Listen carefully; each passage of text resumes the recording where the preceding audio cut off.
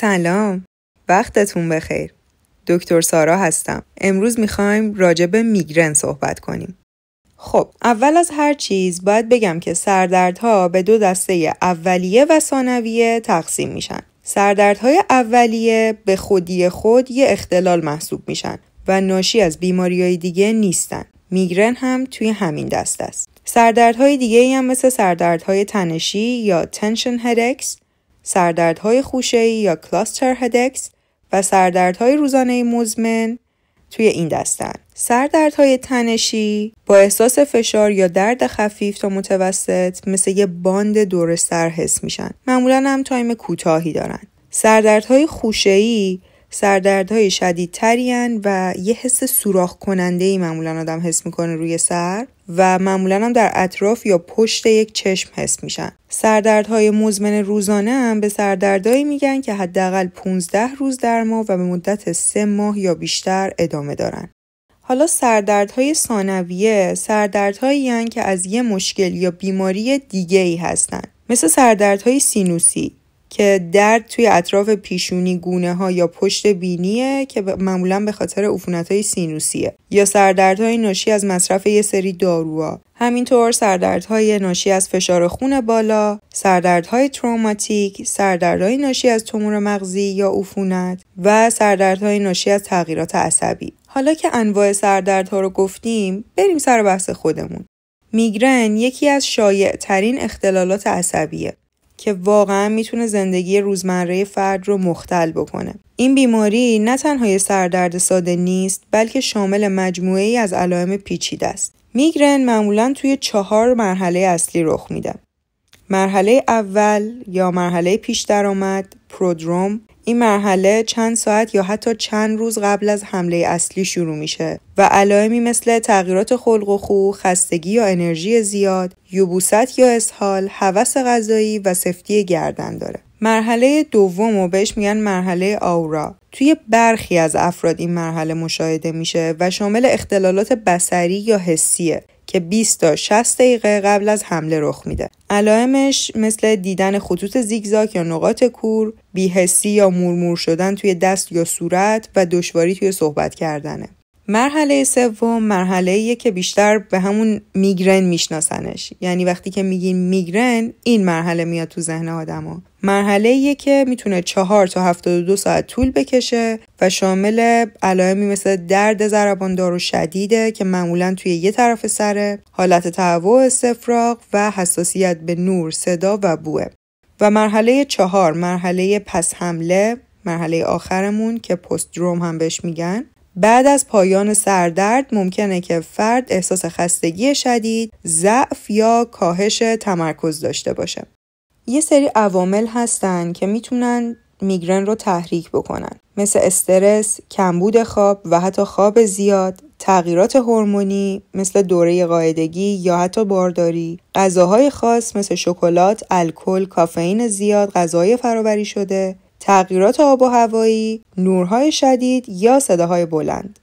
برای اینکه از علائم میگرن پیشگیری بکنید، مهمه که چند تا نکته رو رعایت بکنید. اول از هر چیز سبک زندگی سالم داشته باشید. این شامل خواب منظم، مصرف غذای سالم و پرهیز از گرسنگی‌های طولانی مدت و نوشیدن آب کافیه. مدیریت استرس هم نقش بزرگی توی پیشگیری از میگرن داره که خب ما یه اپیزود داریم راجع به استرس که همه تکنیک‌های پیشگیری از استرس و حتی وقتی که با استرس مواجه میشیم چه کارهایی میتونیم انجام بدیم و توش توضیح دادم. اگر اونو نشنیدید حتما به اون اپیزود یه سر بزنید. فعالیت بدنی منظم هم توی پیشگیری میگرن میتونه نقش مهمی داشته باشه. البته ورزش‌های سبک مثل پیاده‌روی یا شنا. ورزش‌های شدید ممکنه که به خودی خود محرک میگرن هم باشن. یکی دیگه از چیزایی هم که خیلی مهمه شناسایی محرک‌هاه که حالا یکم جلوتر راجع به این توضیح میدم. گاهی اوقات هم میگرن به خاطر تغییرات هورمونیه. پس توی خانوما در صورتی که میگرنشون به خاطر تغییرات هورمونی باشه، پزشک زنانشون براشون داروهایی برای تنظیم هورمون تجویز میکنه.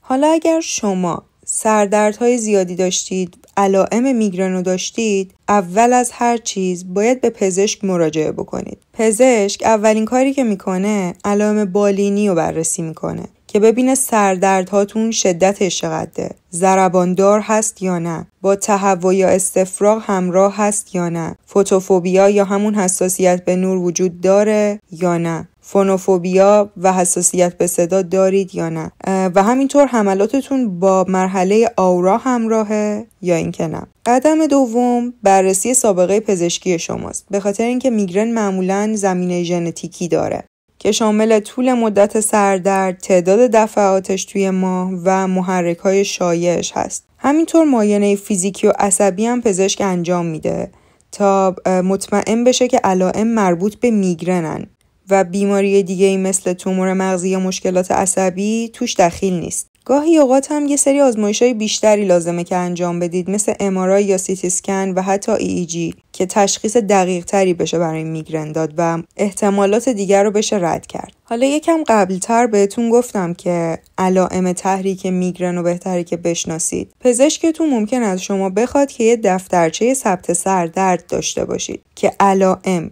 شدت، مدت و محرک‌های احتمالی سردردتون رو توش یادداشت بکنید تا الگوی دقیقش مشخص بشه. حالا اگر که به پزشک مراجعه کردید، بعد از آزمایش‌هایی که پزشک انجام داد شما با میگرن تشخیص داده شدید، اون موقع باید چه کارایی بکنید؟ خب برای مدیریت میگرن چیزی که معمولاً عموم انجام میدن فقط مسکن میخورن، در حالی که صرفاً همین درمان قطعی نیست. مسکن‌ها رو فقط هنگام حمله باید استفاده بکنید، مثل استامینوفن، ایبوپروفن، ناپروکسن، تریپتان ها و آرگوتومین ها برای کسایی که به تریپتان ها پاسخ نمیدن. در صورتی که تهوع باشه، متوکلوپرامید، داروهای ضد تهوع دیگه و حتی داروهایی مثل CGRP که در واقع اینا مستقیما میگرن رو هدف قرار میدن. یه سری داروهای پیشگیری کننده هم وجود دارن، مثل داروهای بتا بلاکر که شاید اسم پروپرانولول رو شنیده باشید و همینطور مسدود کننده های کانال کلسیوم مثل ورپامیل. در صورتی که پزشک نیاز بدونه ممکنه یه سری داروهای ضد افسردگی هم براتون تجویز بکنه، همینطور داروهای ضد تشنج. یکی دیگه از راههای پیشگیری از میگرن تزریق بوتاکس توی نقاط خاصی از سر و گردن هست که معمولاً توی میگرن های مزمن از این استفاده میکنن.